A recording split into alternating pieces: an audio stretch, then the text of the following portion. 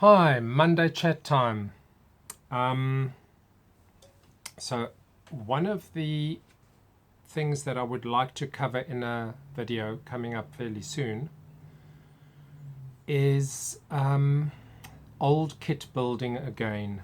I was looking through the list of the videos that I've done, and one video stands out hugely compared to all of the others in how many views it had, and that was the one which says old kits, are they worth building? Is it worth building? Which is slightly surprising to me. I didn't think that was going to be so out of proportion, and I do a whole lot of it, so I might as well make another video on that. So first thing is, if you have specific aspects, questions, points that you'd like me to cover in that video, please add them into the comments and I'll try and compile a nice list to do in a second take on that video. We had the club meeting this weekend, and one of the things that popped out was a bunch of old kits that were sort of being donated, damaged and incomplete old kits.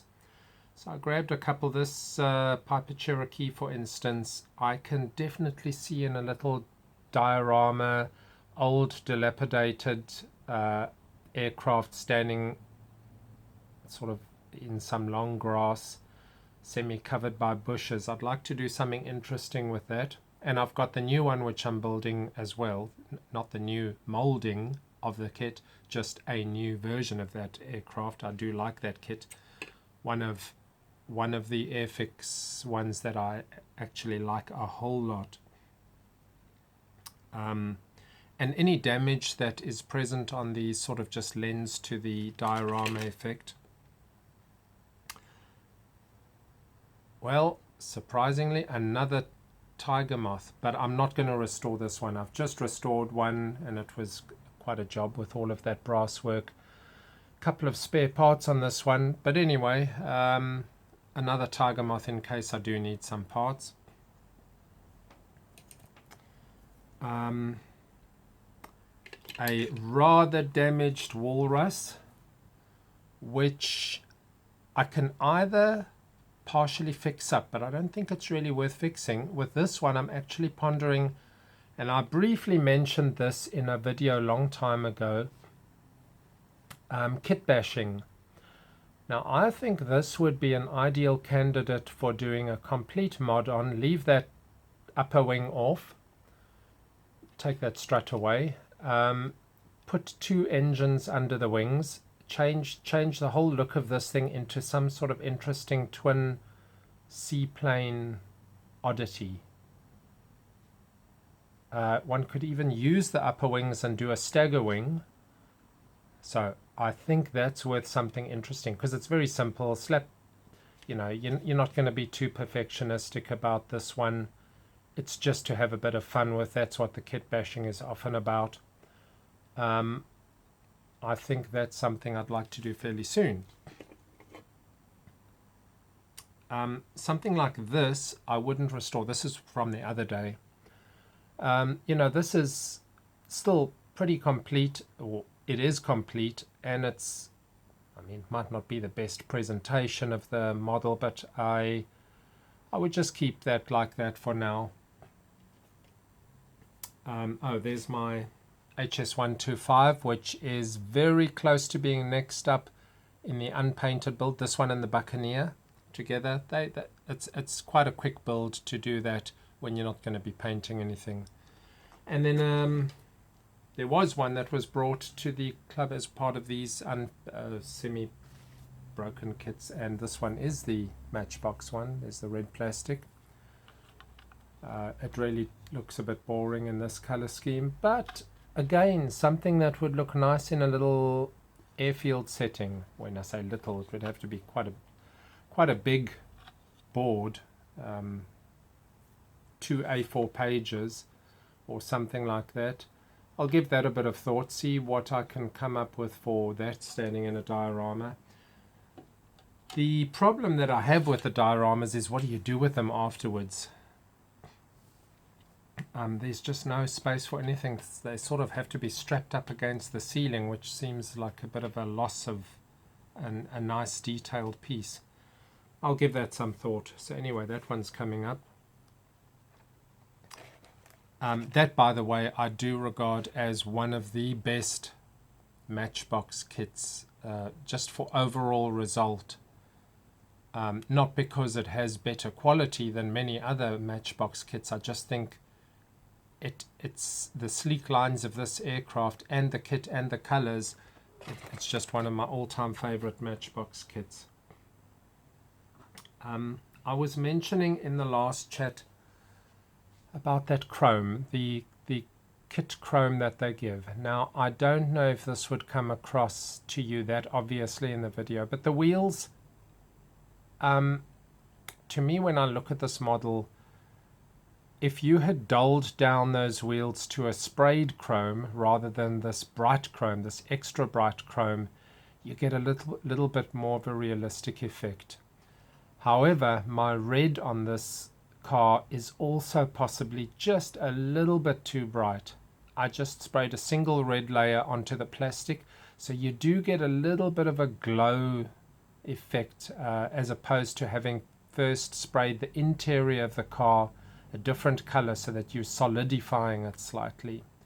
This was a very quick build, very nice car. I do have another one, the Ferrari 250 GTO. But I just wanted to point out that chrome, which you can get a better effect with. I mean, it's also present on those little items on the hood and so on. That kit provided chrome is often just too bright. This one, somebody started this, and they took two kits, and so this one started being changed into a cabriolet, and I don't quite know what was going on with that one, but I need to see what I can salvage and make at least some nice car out of this. This is one of those boxes that sort of just stands by the side because it's somebody started it, and you're not, you know, that's always a little bit inferior compared to starting a kit yourself. But on the other hand, when you've got parts that you don't worry too much about, you're okay to do a little bit of experimentation. So we'll see what I can come up with for something different there, because I do love the Porsche 911s. And I do have one of these kits unmodified. That is a very, very beautiful car. There's only a few cars that I like more than this, and the Ford GT40 is one of them, and probably that Ferrari 250. I don't have a Ferrari 330. I do need one of those. Oh, and then I was digging through some parts, and let's see who of you can guess what this is.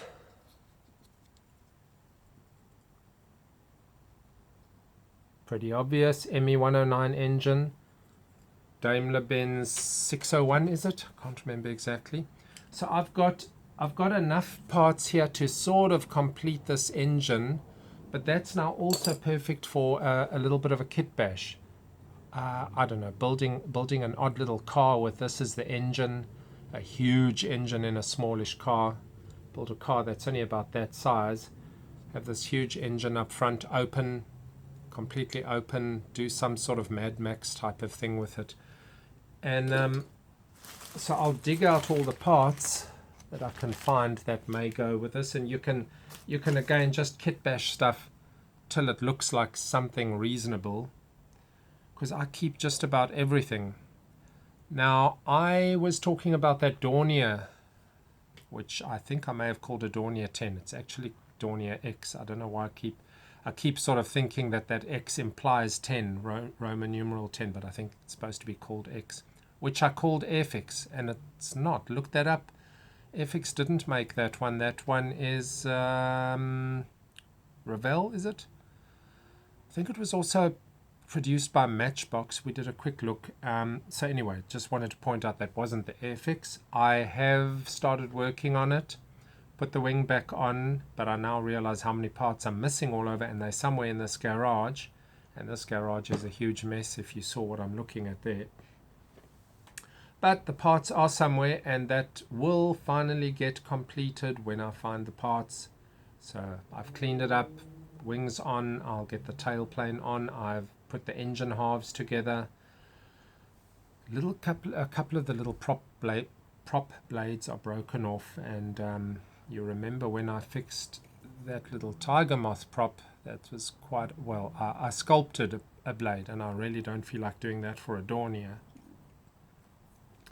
I could 3D print, but as I was saying, the resolution when you get to these tiny parts can be something quite interesting. So we'll see. Don't know what I'll do there yet. So again, a whole lot of things that I'm talking about, a whole lot of plans. We'll see what actually gets done. But I am getting active again, which is good. More than just cleaning parts. I'm cleaning parts and looking at models.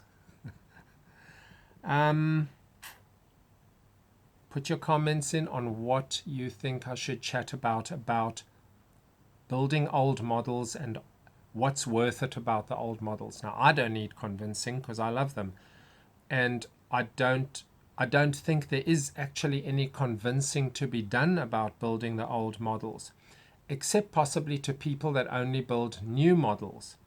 But that's not the target audience of that. I think we probably are talking, older modelers who just really enjoy these older kits. But I still, when I look at a kit like this, when I put it out on the bench, I don't see anything wrong with it. That is a really, really good model. When I do this one, yep, sure, you could have more surface detail. You could have more parts, a higher part count. But for the age of these kits, I still think they are brilliant kits. Not all of the Airfix kits are. Let's see what we can make out of a nice video of building old kits. Okay, that was just a quick Monday special. Happy modeling.